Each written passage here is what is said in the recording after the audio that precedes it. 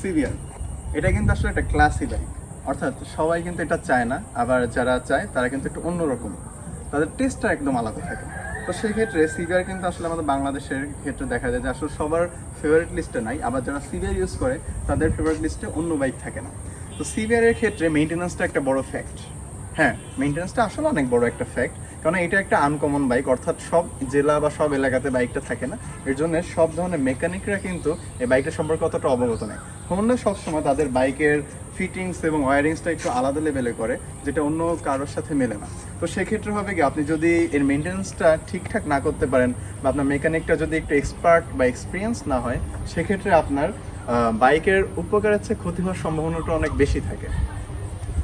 মেইনটেন্যান্সের মধ্যে ভাই সবচেয়ে বড় কথা হচ্ছে, যদি আপনি অন হ্যান্ড রাইড করতে পারেন এই বাইকটা, আপনি কখনোই কিছু বলবেন না আমাকে এইটা দাও ওইটা দাও, আমার এখন এইটা ভেঙে গেছে ওইটা নাই, সে তার মতো চলতেই থাকবে।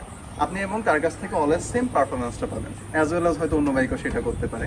আর তাছাড়া যেটা যে একটা নির্দিষ্ট লিমিটের পর, অর্থাৎ 15,000 কিলোর পরে চেন স্প্রকেট চেঞ্জ করা, টায়ার চেঞ্জ করা, এই জিনিসটা একটা কম্পালসারি ব্যাপার হয়ে যায়, কারণ স্টকে সেই জায়গাটা অতটা ভালো ফিডব্যাক আর দেয় না।